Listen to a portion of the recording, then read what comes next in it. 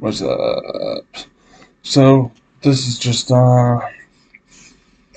riding the tailcoat of my last video because it kind of catalyzed a thought in me. Before I get there, you know what to do. Do the dance. Do the little dance. Do the like, the comment, and the subscribe dance. It's funnier than square dancing anyways. But, yeah, so I realized, actually no, I mean, I've realized this for a while, but this sort of emphasized it in my mind, but as people who are products of this system, such as myself, you know, I spent the most formative years of my life locked away in a mental institution. Very traumatizing, you know. I was with people who were way older than me. They were all ex-cons, very scary people, you know. I mean, my ex, Jen, who was there, she's pretty much the only, like, relatively sane one. Very depressed, but in contrast, relatively sane. And I had nothing, but they thought I had something because of just like all the drug use that was going on in my life at the time. Now, I want to kind of break down how much culpability is mine in not only what happened back then, but what is going on in my life now. You see, as I stated before, I was put on methadone at 16.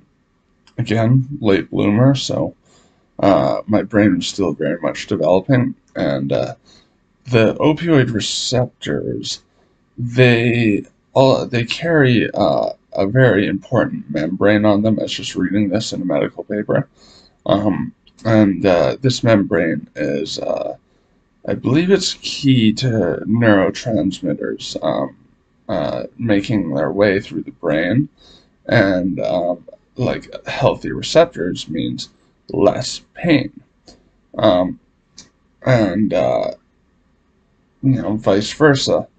And so the thing is, if you have your opioid receptors walled off, which is what methadone Suboxone does, so they completely, you know, here's your receptor, here's all the opioid particles, bang, bang, bang, bang, bang, bang, bang, bang, bang, Great Wall of China, fucking around your opioid receptors and that membrane. You know, so neurotransmitters aren't getting through. That part of my brain was not developing at the time. And so, hey, look at that. Biggity bang. A few years later, I get nerve pain, and then more nerve pain. Then my immune system started appearing to be compromised, and and you know, let me tell you something about the central nervous system and the immune system's rapport. Like, they both work together quite a bit. You know, I don't know if you've ever noticed yourself feeling weak or worn out. Like, before, um, or sorry, after you say a lot of work, you feel weak, and maybe some drugs impact you more than they typically should at the dose. That's typically because your central nervous system is worn down and it's causing your immune system to suffer. Um, Now, again, I'm not a doctor, I'm not a scientist, but, you know, from the research I've done, I'm pretty sure that's correct. Correct me if I'm wrong. Fucking feel free. Um,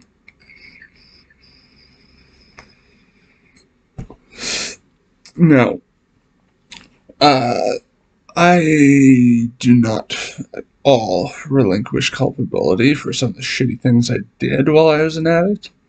I mean, I put my family through hell. I never stole from any of my friends, but I did steal from my family, and, you know, I can never change that. Sucks, but I've done quite a bit to make amends on that regard, and I think my family's quite proud of me now, so good stuff. But back to what I was saying,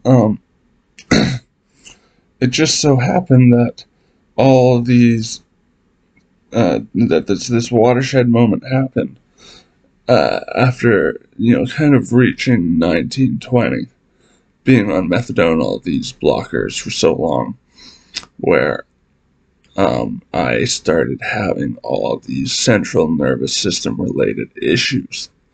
And it just does not seem like a coincidence to me. It really doesn't. And again, I'm not someone who's going to try to skirt culpability. I am perfectly accountable for the shitty things I did.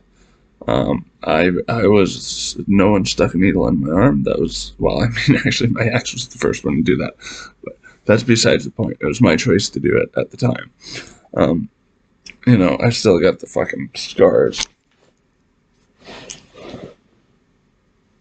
to show it. And it's a painful reminder every single day. Now, yeah, and it was after all this pain started that my addiction got worse, because when you're young and you've had some of the most formative years of your development robbed from you because you were held against your will in a facility that did nothing to promote your growth. It's one of those places where let's just sweep them away from society so no one sees them, and just try to keep them like relatively like discontent. They can be a little pissed off, it's fine. That's one of the places I was at. They just want to hide us in the shadows. That was the name of the game. And so I suffered greatly in that regard. I watched all my friends grow up and then flourish into the people they were, and they had no time for me, so bye-bye, except for, my friend, like Nikki, who I do the music videos and stuff with. I wasn't really in touch with her at the time because she was working on the show Degrassi. She was like out of the province. But everyone else who I was friends with at that time, I have lost touch with. But yeah, going back to what I was saying. Once I finally took it upon myself to get out of that place, because they were really fucking with me in some like really cruel ways. Like I was like starting to get happy because I was, I had a little thing with the other girl there. She's a little bit older than me, but not that much older.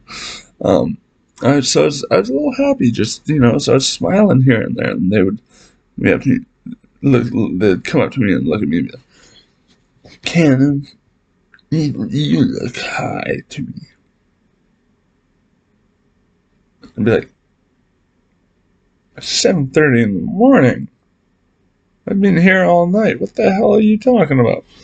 Well, we're not giving you your methadone until you do a urine test. And I'd be like, fuck, fine. Do the urine test. What's the response? Of course, fucking catch-22. Oh, well. And that's what they do. I don't know what they're looking for, like, but then, well, I don't know, these conventional urine tests, they don't pick up stuff like GHB. Fuck off. GHB, for one, is in the human body. It's, if anything's a natural chemical in the human body, it's GHB. In terms of chemicals that can get you high. Like, that's why you get high, or not high, but sleepy after you eat fish or turkey. It's not tryptophan, it's the GHB in it. But in any case, I wasn't taking GHB, so I didn't get into that until later in my life. So they would hold my methadone for days while these samples were being processed, and then come back, oh, sorry, I know you've been in agonizing withdrawal for the last few days, and you haven't slept, and blah, blah, blah, blah, but, it won't happen again.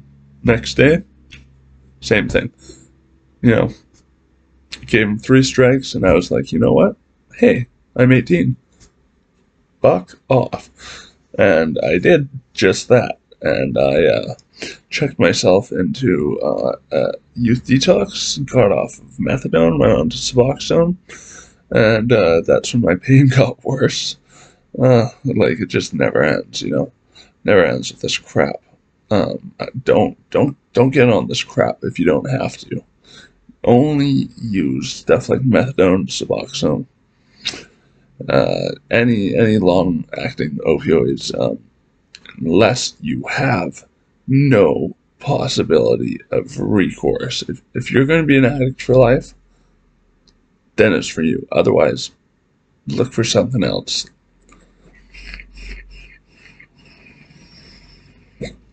But yeah, so you know, I get out of this place and I've got all this pain and all this new pain, all this new nerve pain from the Suboxone, which, you know, it's not that uncommon. Like, I've read mountains of reports of people who have taken Suboxone, and they've reported immense nerve pain that was diagnosed as fibromyalgia. Same with me. 6 months after taking it, same as me. And I had a pharmacist let it slip once that it awakens old injuries. And when they say that, that means nerve pain. So, and then wonderful old Purdue, one's cranking out the Suboxone. You know, hey, I know we caused this epidemic, but we have an answer. Anyways, I won't go down that I won't diverge down that fucking rabbit hole. But in any case, I was young, I was homeless, I was dealing with a great deal of agony all the time. And so what did I do? I fell back on the one comfort, the one crutch I had, the one thing that could keep me warm, give me the illusion of warmth on the streets. What was that? Fucking banging heroin. Popping benzos, you know?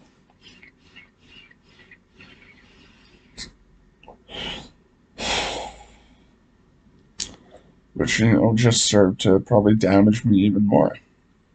And that, you know, is technically my fault. But at the same time, they should have been doing more. They kept trying to treat it like it was like some sort of somatic pain disorder, which meant it was in my head, which it certainly isn't. I mean, I guess you could say nerve pain is in your head because it's your brain misreading the signals in your body, which is one of the most frustrating elements about it, because you just want to smack your head and go, that's not actually hurting, shut up. You know?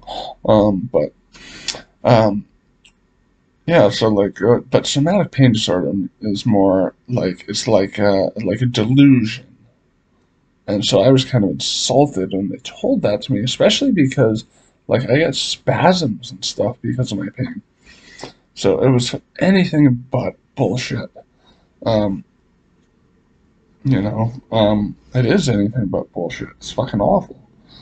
And yeah, that just caused my use to fucking skyrocket.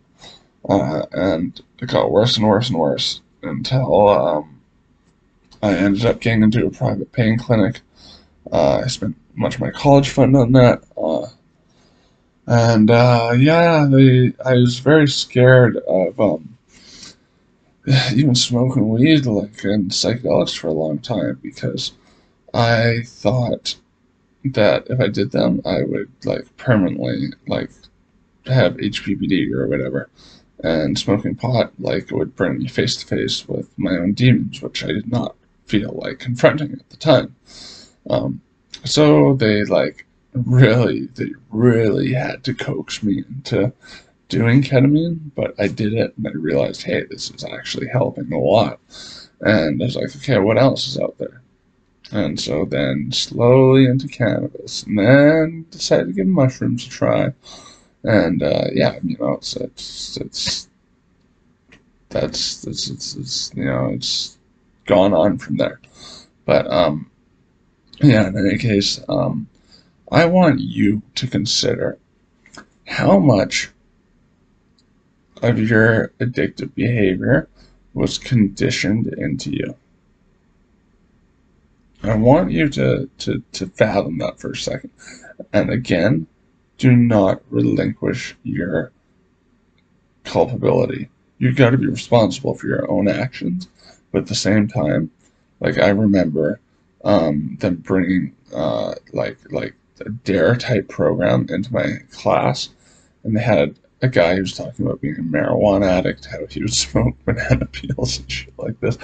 How if you smoke marijuana, you would start doing heroin, stuff like this.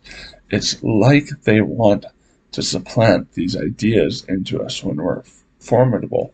So, um, formidable, malleable, whatever. Um, so that you can either be guilted in the other direction and not use, or you can, you know, flub up and use and then feel so much guilt because of that programming that you're just going to want to use more and more to make it go away. And I don't think that's an honest approach. And I think there is very much a thing as pill farm hospitals and doctors. Like I saw a psych ward where they're bringing people in under very arbitrary reasons because, you know, in Canada, yes, we have free healthcare. It's better than the States, but our healthcare is really not all it's cracked out to be. Spend a lot of time waiting, especially if you're a patient who really needs it, like me. Um, and not very many resources. They don't cover very much. Unless you're on disability, they do not pay for your prescriptions, contrary to what the media says. Um, and yeah, and they like to make you feel bad. These doctors, they like to blame you, and they really, really only care about liability, so they don't look bad in the process. But yeah, no. Anyways, I went to the psych ward, and because of these stupid mandates in my province, if you have any sort of mental health file and a cop pulls you over, they don't have to do any paperwork whatsoever if they decide to just drop you off the psych ward. And that could mean you could be there for a month. Doesn't matter anything to them. They don't give a fuck. And so that's what was happening. And so it was just kind of this turnstile. But the only people who left were the only people who could afford this $1,200 shot. Funny that. And also like by far the worst of all the patients. So the Taiwanese fucking this kid, I wanted to fucking strangle him. I watched him throw a pillow, no, a blanket, giant heavy blanket, an old lady. I watched him grope women. I like threatened to swing on him a couple times. But the nurses would be like, no, no, no, no, no, no, no, no, and I'd be like, I just pointed out how he was grabbing this girl's boob. Like, guess what? His rich Taiwanese parents, benefactors of the hospital. Yeah, no, see, so I'm all for socialism, democratic socialism, but that is a great example of how it can become corrupt. Um, but yeah, so anyways, consider what were the steps that led to you becoming an addict, and how do external influences, well, you know, spur that behavior along or deter it. If they deterred it for you, great, glad to hear it. But for me personally, I believe when my doctor first put me on methadone and said, "You are an addict," that to my young mind was an excuse to act like one. So, yeah, I think much of that behavior was sort of mechanized, and it was implemented in a very, like, just shady cloak and dagger kind of way. Like, it's like a lot of the medical system is just full of these duplicitous kind of mind games to take liability off of the healthcare provider and to put it all on the individual. They don't care if you feel guilty. They want you to feel guilty. And they know that feeling guilty is how you get in this vicious cycle of addictive behavior, of damaging behavior. But like, and I know this because I've done CBT more times than I can count, but they know that and they are exploiting it. Again, I'm responsible for my own actions. I have a reason to regret making poor decisions, but with that being said, sometimes it's just a rigged game. It's a rigged game, and you know, if you play along, you are set to lose. Anyways, synthetic nuts of spiritual shame. Cheerio.